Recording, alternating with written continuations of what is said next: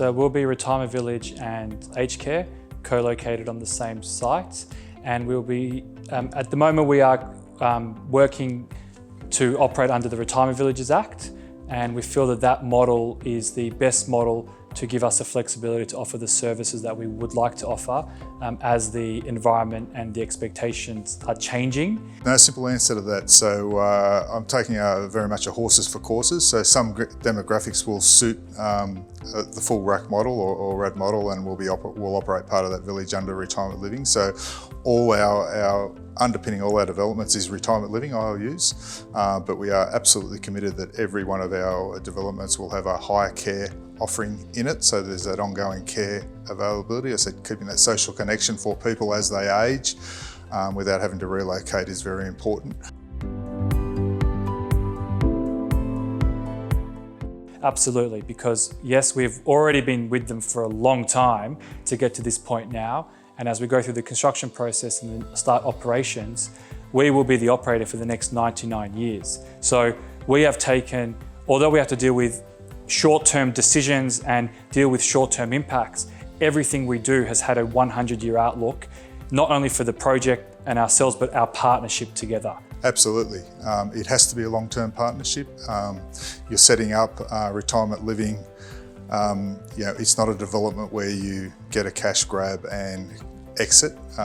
When you set up this establishment, you've got to be prepared that you're going to be there for 20 or 30 years. We take a long-term view on all our projects. That gives us an alignment with our partners, so that when we're doing the built form, we're going to be sitting there owning it and maintaining it for the next 20 or 30 years. So that means that the quality of product and build is equally as important to us as it is to our partners.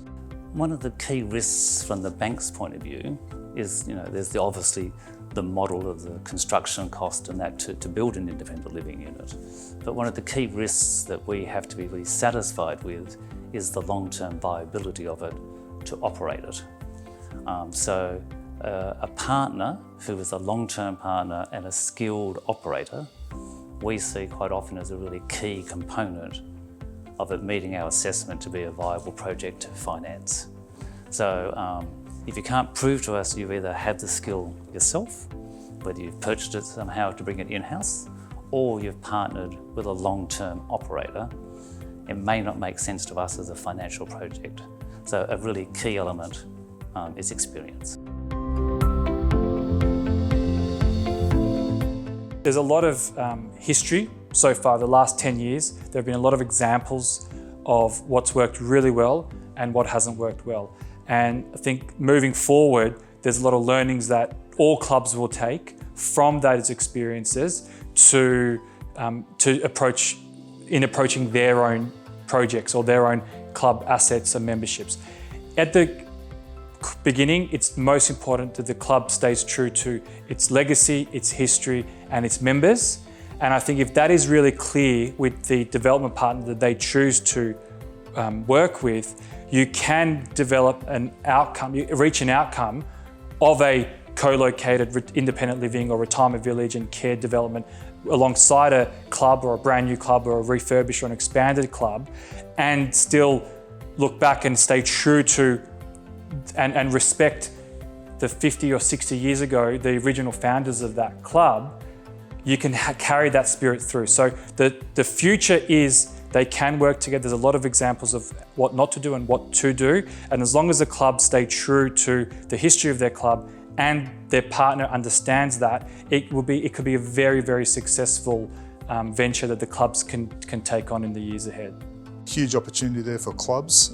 It's full of challenges, and there's certainly some wrong paths and steps that you can take. It is not suitable for all clubs, I'll say that.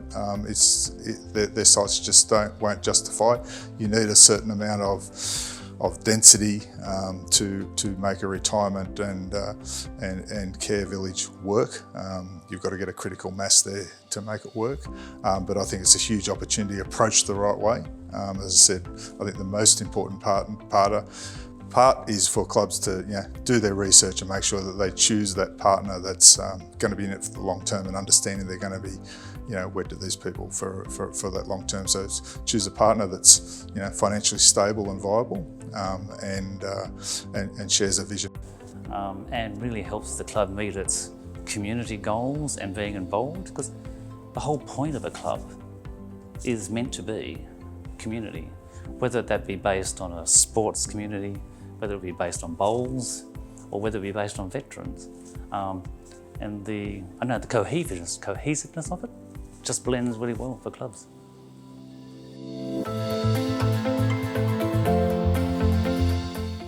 So we are seeing an average age of right now just under 80, and then when they move in, it will be just over 80 in a few years' time. And we see that people are staying at home a little bit longer, and when they're now moving into Hyecorp, for example, they're ready to make that move now as they see they may need care, even in a very small or minimal form initially. But because we have that care on site, 80 appears to be the right age that people feel that that's the time that we're going to move in. That's a lot of discussion internally. So we've taken a pretty conservative view when we've modelled it up, because we're quite a few of our developments are on golf courses. We think it'll actually attract a younger demographic, and therefore we'll have a longer tenure in our unit. The research will show you that when you offer a care offering in that unit, then it quite often attracts an older demographic, because they're thinking more around that. The younger demographic that might go into retirement living are more about the amenity and the lifestyle that it will provide.